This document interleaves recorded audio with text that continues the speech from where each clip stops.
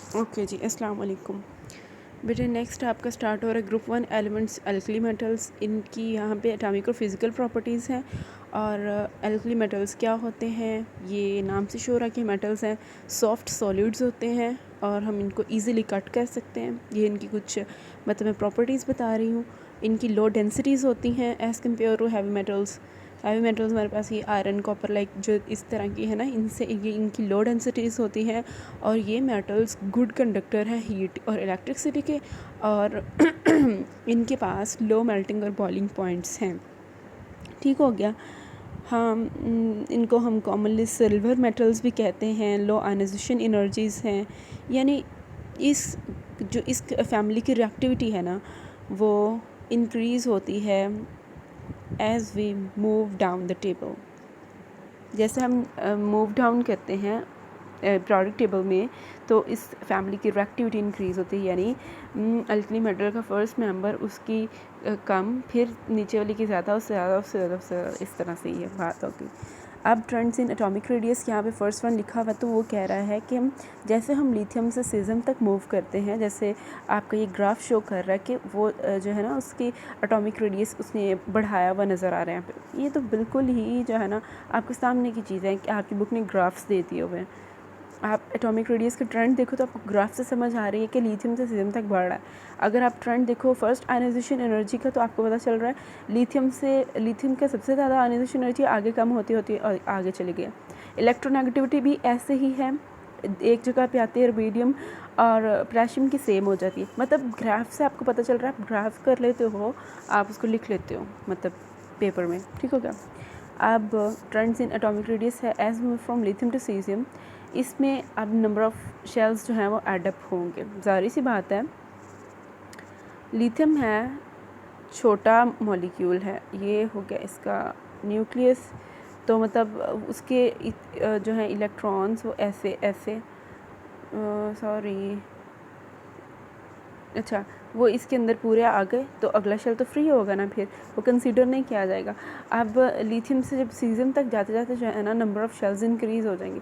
इसकी वजह से एटम का रेडियस जो है, यानी उसका जो साइज़ है, ये भी बढ़ जाएगा। नज़र आ रहा है, पहले छोटा था, उसके बाद बड़ा बड़ा होता गया, वो आगे चला गया।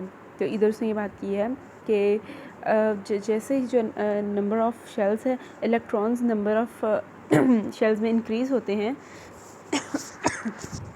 तो क्या होता है, इसके शील्डिंग इफ़ेक्ट में भी इंक्रीज़ आता है। तो इससे हमारे एटम का साइज़ इंक्रीज़ होता है।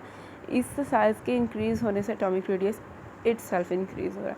आगे फिज़िकल प्रॉपर्टीज़ लिखी हुई एल्कली मेटल्स की, याद करने वाली चीज़ नहीं है, बस एक दफ़ा आप देख लेना ताकि आपको पता चल जाए। ये सारे एटॉमिक वॉल्यूम, डेंसिटीज़ और ये वो सारा कुछ लिखा हुआ है। लो डेंसिटीज़ होती हैं इनकी एंड मेल्टिंग बॉइलिंग पॉइंट भी कम होते हैं, सारा कुछ यहाँ लिखा है। अब आ जाते हैं हमारे पास फर्स्ट आयनाइजेशन एनर्जी।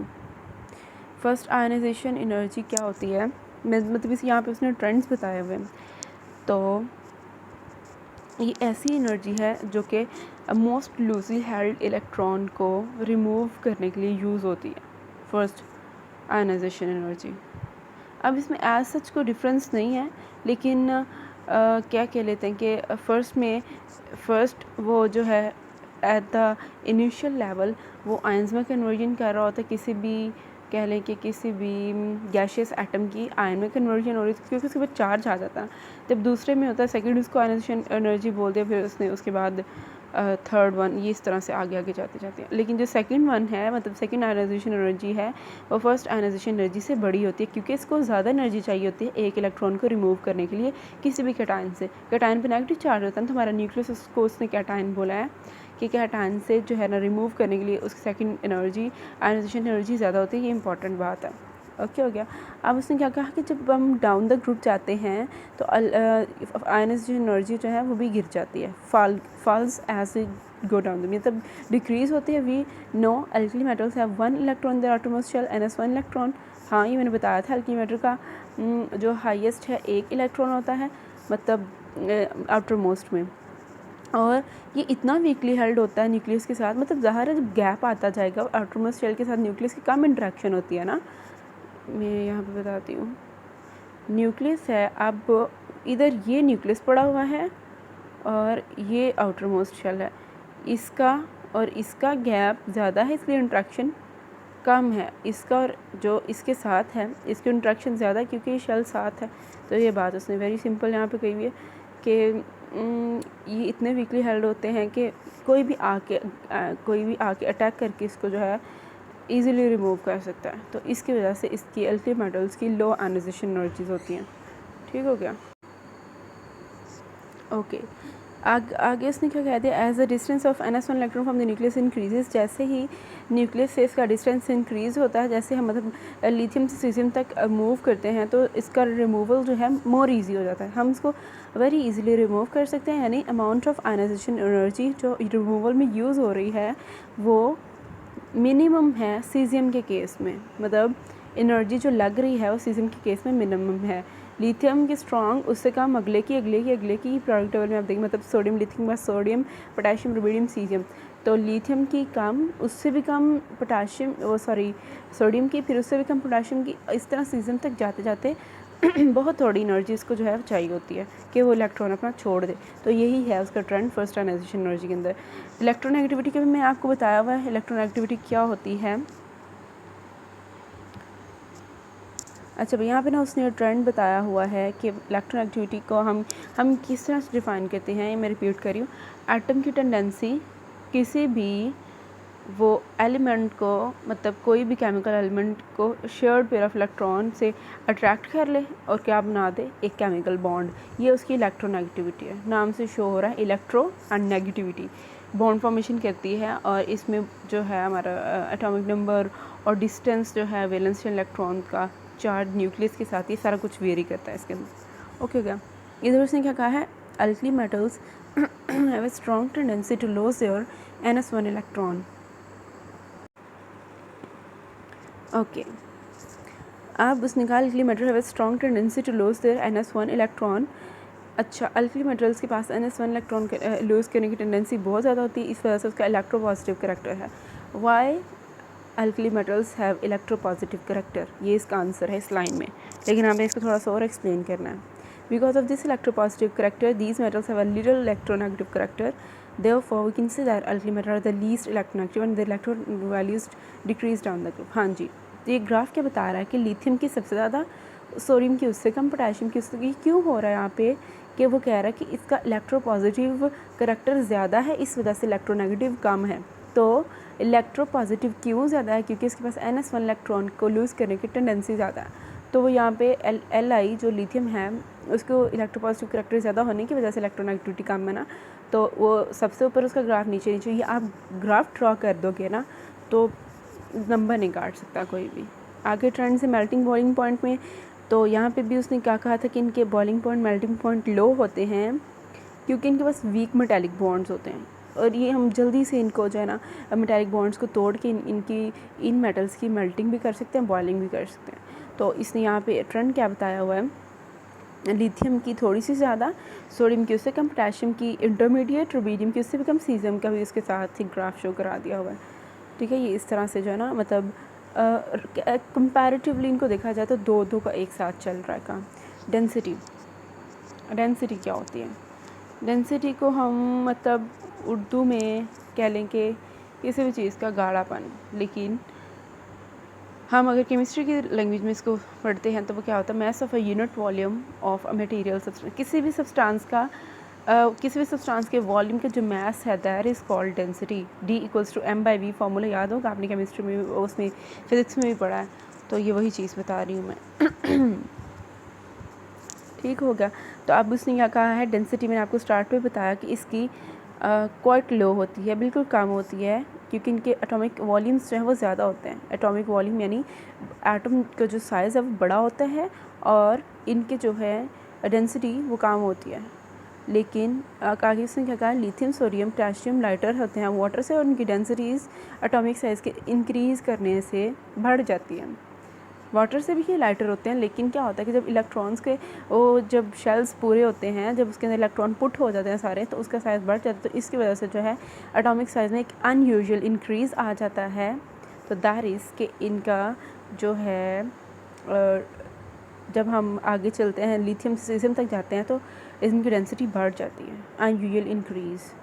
यही ग्राफ में शो करवाया हुआ है। आगे आ जाते हैं trends in reactivity to water.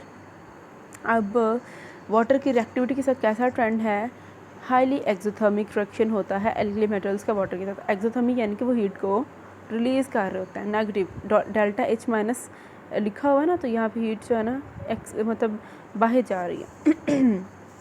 A small piece of lithium sodium and potassium होगा floats in water, they react vigorously, बड़े तेज़ी से ज़ोरदार एक्शन करते हैं और मेटल हाइड्रोक्साइड को लाइब्रेट करते हैं, यानी छोड़ते हैं उस गैस को और हाइड्रोजन गैस को, जैसे रिएक्शन शो करवा रहा है आपको ना।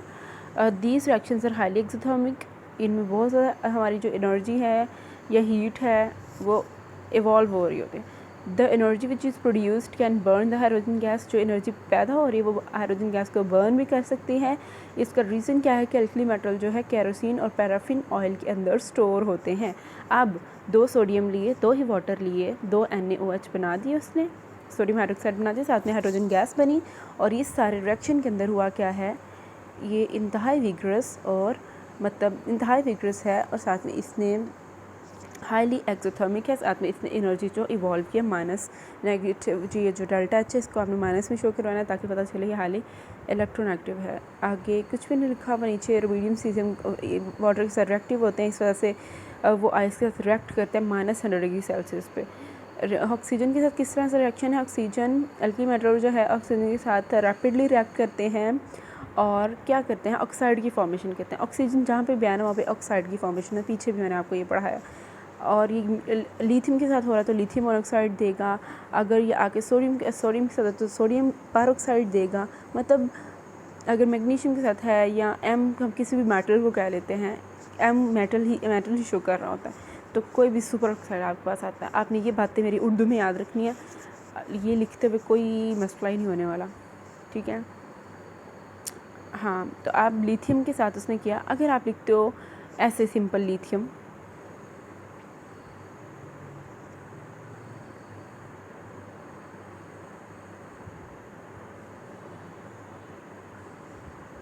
अगर आप लिखते हो लिथियम, चलो सीधा लिखते हैं, प्लस O2 LiO2, लेकिन ये यहाँ पे ना वो कह रहे कि ये फिर भी स्टेबल नहीं है हमारे पास, ये फिर भी स्टेबल नहीं है।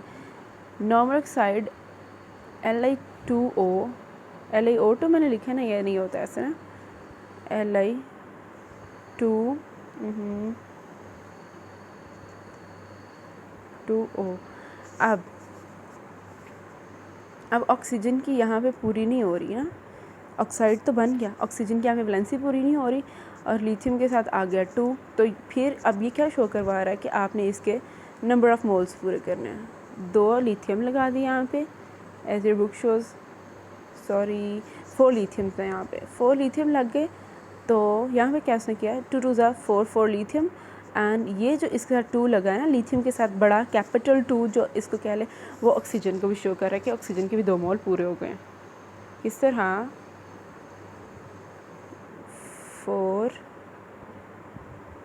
4 लिथियम हो गए, 2 ऑक्सीजन, इससे अब 2 Li2O बना। तो यहाँ पे क्या हुआ, लिथियम 4 जो है वो भी पूरे हो गए, 2 2 ज़ा 4 लिथियम पूरे, और ये 2 ऑक्सीजन के साथ भी है ना, तो ये भी पूरा हो गया O2। तो इन दोनों का जो मिल के क्या बना है 2 Li2O, ये ऑक्साइड बना है लिथियम ऑक्साइड। तो इस तरह से इसने रिएक्शन करवाया हुआ है और ये नंबर ऑफ़ मोल्स जो हैं इसको बैलेंस करने के लिए होता है। सोडियम जो है गोल्डन येलो फ्लेम के साथ बर्न करता है, फॉर्म क्या करता है सोडियम परऑक्साइड, वही सिंपल रिएक्शन सोडियम और ऑक्सीजन का Na2O2। प्रोडक्ट याद रखोगे, पीछे रिएक्टेंट खुद ही आ जाएंगे। अगर रिएक्टेंट याद रखते हो तो प्रोडक्ट खुद आनी चाहिए। दूसरे मेटल्स जो हैं उनका भी ऐसा रिएक्शन होता है, उसमें सिंपल जो है M लिखा है साथ ऑक्सीजन, तो MO2 यानी मेटल और आगे उसका ऑक्साइड। अब उसने क्या कहा है कि नॉर्मल ऑक्साइड जो एल्कली मेटल के other than that of Li2O direct reaction से नहीं बनते, वो इनडायरेक्ट मेथड से बनते हैं by producing peroxides nitrite and nitrites with the metal itself. Nitrite, peroxide, nitrite, nitrates, ये आपको पता होगा नाइट्रोजन के डेरिवेटिव्स हैं। आगे पैरोक्साइड ऑक्साइड का डेरिवेटिव है, तो ये पहले डेरिवेटिव्स बनते हैं, फिर आगे जाकर ना दूसरी उनकी चीज़ें मुकम्मल पूरी तैयार होती हैं। तो अब उसने क्या कहा है यहाँ पे 2NaO2, इसमें 4 से सोडियम डाले तो 4Na2O बन गया, मतलब 4Na, और यहाँ से सिर्फ एक, मतलब 4Na, और यहाँ सिर्फ एक ऑक्सीजन उतरा। तो इसमें वो बैलेंस नहीं हो रहा ना, ये उसका डेरिवेटिव बना यहाँ पे। अब फिर NaNO2 और 6 उसने डाले अंदर सोडियम। तो यहाँ पे उसने क्या किया, ये मुझे लिखना होगा, ठहरो ज़रा मैं लिखती हूँ। अच्छा भाई, यहाँ पे उसने क्या किया, सोडियम का उसने ऑक्साइड लिया, उसके 4 मोल्स और 4 सिंपल सोडियम ले लिए। इन दोनों को मिला के उसने फिर से एक इंटरमीडिएट ऑक्साइड बनाया, उसके साथ 4 सोडियम के मोल्स। अब अगर देखा जाए तो यहाँ पे 4 टू ज़ा, जस्ट मिनट, कलर, 4 ज़ा 8 यहाँ पे सोडियम आ रही है, 2 ऑक्सीजन है, 4 सेपरेट आ रही हैं, 4 और 8 12 हो गए ना। तो यहाँ पे 4 टू ज़ा 8 सोडियम एंड 4 यहाँ पे ऑक्सीजन आ रही है, ठीक है, मतलब हो यहाँ पे ये रहा। लेकिन उसने क्या कहा कि नाइट्राइट्स, पैरोक्साइड और नाइट्रेट्स के अंदर से कन्वर्ट हो, मतलब गुजरते हुए, इनको प्रोड्यूस करते हुए जो है आगे पूरा प्रोडक्ट बनाते हैं। तो नीचे यही लिखा हुआ है, उसने आगे चेंज करता जा रहा है ना सोडियम की ऑक्साइड को। NaNO2 डाल दिया, अब पहले O2 था ऑक्सीजन, अब NO2 नाइट्राइट, NO3 नाइट्रेट, फिर अंदर सोडियम की जो है 4Na 6Na 10Na, मतलब उसकी भी जो है मोल्स चेंज करता जा रहा है, तो आगे प्रोडक्ट भी चेंज होती जा रही है, ठीक है। प्रॉपर्टीज़ में क्या लिखे हुए, normal oxides O2 negative react with the water to form hydroxides. सीधी सी बात है, नॉर्मल ऑक्साइड जब वाटर के साथ रिएक्ट करेगी तो हाइड्रोक्साइड बनाएगा प्रोटॉन एक्सचेंज मैकेनिज्म के साथ। प्रोटॉन एक्सचेंज मैकेनिज्म क्या है, अब यहाँ पे क्या लिखा हुआ है, O2 नेगेटिव यानी नॉर्मल ऑक्साइड साथ वाटर, 2 हाइड्रोक्सिल ग्रुप्स आ गए हमारे पास, हाइड्रोक्साइड 2 आ गए। सिंपल इधर उन्होंने डायग्राम बनाई हुई है कि ये जो है वाटर एक प्रोटॉन को लूज़ करेगा, OH बना देगा, और ये जो O2 नेगेटिव है फर्स्ट वाला, ये वाटर से एक जो है H गेन कर देगा, मतलब एक प्रोटॉन गेन करके OH नेगेटिव बना देगा। ये है प्रोटॉन एक्सचेंज मैकेनिज़्म। तो इसकी मदद से वो कह रहा है कि नॉर्मल ऑक्साइड वाटर से रिएक्ट करके हाइड्रोक्साइड्स बनाते हैं।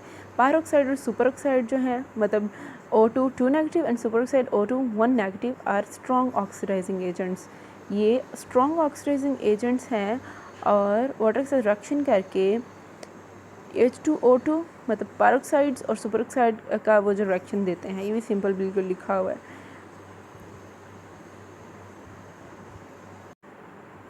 अच्छा भाई, जब हुआ ना पैरोक्साइड और सुपर ऑक्साइड का रिएक्शन वाटर के साथ, तो इसने क्या दिया, हाइड्रोजन पैरोक्साइड। दोनों केसेस में हाइड्रोजन पैरोक्साइड दिया, जाहिर सी बात है वाटर के साथ रिएक्शन हो रहा है, और सुपर ऑक्साइड के केस में साथ एक ऑक्सीजन।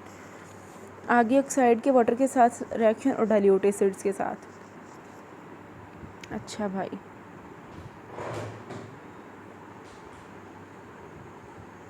डाइल्यूट एसिड क्या होता है, जिसमें लार्ज अमाउंट ऑफ वाटर होती है, यानी जो कह लें कि हम ज़्यादा गाढ़े नहीं होते, उनकी डेंसिटी कम होती है, उनको हम एडिशन ऑफ वाटर के साथ कंसनट्रेटेड एसिड को हम किस तरह से डाइल्यूट करते हैं विद एडिशन ऑफ वाटर। ये ही डाइल्यूट और कंसनट्रेटेड का डिफरेंस है।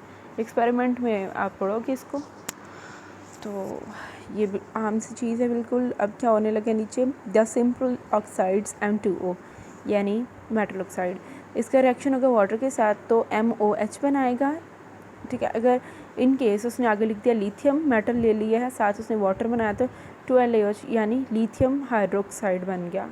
लिथियम पहले उसने क्या बनाया था, मेटल हाइड्रोक्साइड यानी MOH, और उसने मेटल की जगह एक इटसेल्फ मेटल यूज़ कर ली, M की जगह लिथियम, तो उसने लिथियम हाइड्रोक्साइड बना के दिखा दिया। डाइल्यूट एसिड कौन सा हमारे पास, HCl उसने लिया, मेटल ऑक्साइड लेके HCl लेके 2MCl यानी मेटल क्लोराइड बना दिया, और साथ में हमारा वाटर।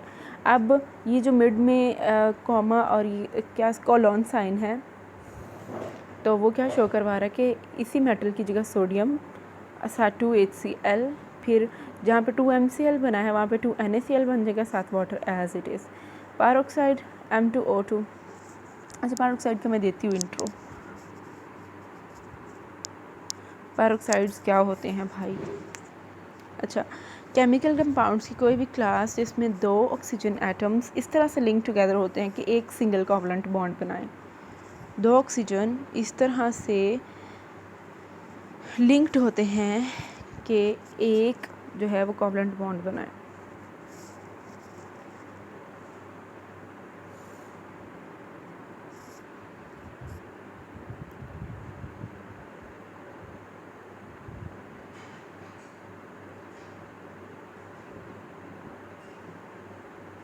कोवलेंट बॉन्ड फॉर्मेशन, तो ये उसने पैरोक्साइड का बताया है कि होता क्या है, यहाँ पे 2 ऑक्सीजन हैं, वो इस तरह से लिंक हुई हुई हैं कि वो एक कोवलेंट बॉन्ड बना रही है ऑक्सीजन के साथ।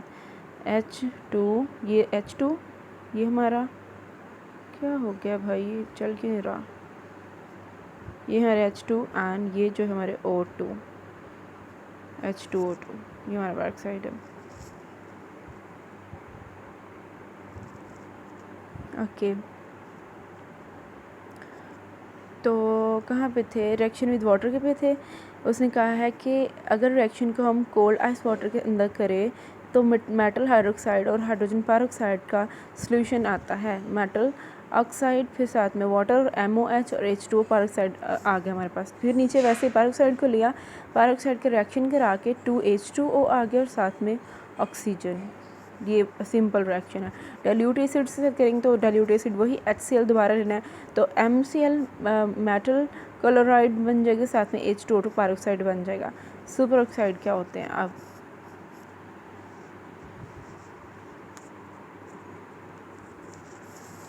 सुपर ऑक्साइड्स एक ऐसा कंपाउंड है जो कि इसके पास एक सुपर ऑक्साइड आयन होता है, जिसका क्या केमिकल फार्मूला है, O2 नेगेटिव। सिस्टमैटिक नेम है एनाइन का, यानी एनाइन डाइऑक्साइड का। मैं इधर लिखती हूँ,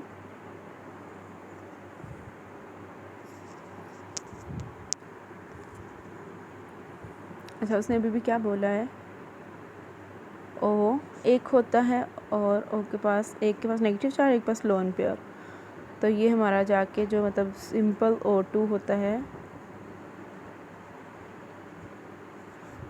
ये O2 एंड दिस नेगेटिव, ये हमारे पास सुपर ऑक्साइड है।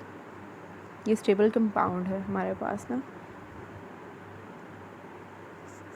ऑक्सीजन एटम के डेरिवेटिव्स। ठीक हो गया। अब इसका रिएक्शन कराया वाटर के साथ, तो 2MO2 यानी O2 साथ मेटल लगा हुआ है, उसका साथ वाटर के साथ रिएक्शन कराया MOH, फिर से वही चीज़, मैग्नीशियम हाइड्रोक्साइड साथ में पैरोक्साइड साथ में ऑक्सीजन। अब सुपर ऑक्साइड का कराएंगे तो भी पैरोक्साइड ही बन रहा है। एक्सोथर्मिक रिएक्शन है, हीट जो है वो प्रोड्यूस होती है और हाइड्रोजन पेरोक्साइड और मोर ऑक्सीजन फॉर्मेशन हो जाती है। डाइल्यूट एसिड के साथ HCl वही चीज़ दोबारा आ रही है। अल्कली मेटल का क्लोरीन के साथ रिएक्शन है नेक्स्ट पेज पे, तो वो क्या है, सोडियम 2NaCl2 एडअप हुआ अंदर, तो 2NaCl बन गया, सिंपल हमारा टेबल साल्ट। और पोटेशियम रुबिडियम सीजियम जो है इसके साथ विग्रस रिएक्शन करते हैं, हैलोजेंस के साथ विग्रस रिएक्शन करते हैं और मेटल हैलाइड्स ही बनाते हैं जैसे ऊपर बना है। तो ये वो सारी बिल्कुल सिंपल सी चीज़ बताई हुई कि अगर आप करते हो Na की जगह Li लेते हो, लिथियम लेते हो तो LiCl बन जाएगा, फिर पोटेशियम लेते हो तो KCl बन जाएगा। ये सारा वही चीज़ है। Effect of heat on nitrates and carbonates, carbonate M2CO3, magnesium magnesium metal carbonate are highly stable to heat, heat के साथ स्टेबल होते हैं। इलेक्ट्रोपॉजिटिव करेक्टर जिस तरह इसके अंदर इंक्रीज़ होता है फ्रॉम लिथियम टू सीजियम, पहले भी मैंने बताया है, तो इनकी स्टेबिलिटी जो इन सॉल्ट्स की वो भी इंक्रीज़ हो जाती है। ये सॉल्ट फॉर्मेशन है, पहले ही नाम आ गया तो ये मतलब ना इम्पॉर्टेंट है। LiNO3 लिथियम नाइट्रेट लिया, उसके बाद उसके 4 मोल्स लिए, हीट अप कराया उसको, Li2 लिथियम ऑक्साइड बना दिया, साथ 4NO2 nitrate group and O2, ये हमारे पास आ गई प्रोडक्ट। फिर NaNO3 सोडियम, और उसके बाद सोडियम नाइट्रेट हीट अप करा के उसको NaNO2 + O2, ये सिंपल रिएक्शन है। ऑक्सीजन उसके अंदर से पहले इवॉल्व करवा लो, लिख लो सेपरेट, और उसका जो प्रोडक्ट बच रही है वो वैसे की वैसे। फ्लेम टेस्ट क्या होता है? अच्छा भाई, फ्लेम टेस्ट का क्या लिखा, एनालिटिकल प्रोसीजर है एक और use to detect the presence of certain metal ions. Metal ions किसी भी एलिमेंट की करेक्टरिस्टिक एमिशन स्पेक्ट्रम के अंदर से मेटल आयंस को निकालना, मतलब पता करना कि किसी भी मेटल के अंदर आयंस मौजूद हैं या नहीं हैं, उस एनालिटिकल प्रोसीजर को क्या कहते हैं? फ्लेम टेस्ट कहते हैं। अच्छा, अब सारे हैं, लिथियम है, सोडियम है, पोटाशियम है, ये सारी जस्ट फॉर एग्जांपल एक किसी भी फ्लास्क या बीकर जो मर्ज़ी कह लो उसके अंदर पड़ी हुई हैं। अच्छा भाई, अब फ्लेम टेस्ट कलर नाम से शो हो रहा है कि फ्लेम देती हैं पहले, फिर उसके बाद कलर देती हैं अपना, और हर किसी का अलग अलग फ्लेम कलर होता है। जस्ट फॉर एग्जांपल हम लिथियम ले लेते हैं फर्स्ट, नहीं इसको हम रेड से लेते हैं। लिथियम है, ये इसकी आयन कन्वर्जन होनी है Li पॉजिटिव, रेड कलर, और फ्लेम साथ में ये फ्लेम देगा हमें। सोडियम का येलो फ्लेम होता है, पोटेशियम का पर्पल फ्लेम होता है, रुबीडियम का ब्राउन कलर का फ्लेम होता है। ये इस तरह से जो है ना एक केमिकल टेस्ट है, इसमें पर्टिकुलर मेटल आयंस की प्रेजेंस को हम डिटेक्ट करते हैं कि ये किस चीज़ पे बेस करता है कि फ्लेम कलर जो है फ्लेम का किस कलर तरह का प्रोड्यूस हो रहा है। जिस फॉर एग्जाम्पल मैं लिथियम का हमें ड्रॉ किया और रेड कलर का प्रोड्यूस हो रहा है, तो यहाँ ये फ्लेम के कलर से हमें डिटेक्शन जो है इसकी पता चलती है कि केमिस्ट इस चीज़ से पता कराते हैं कि यहाँ पे कौन सा आयन प्रेजेंट है।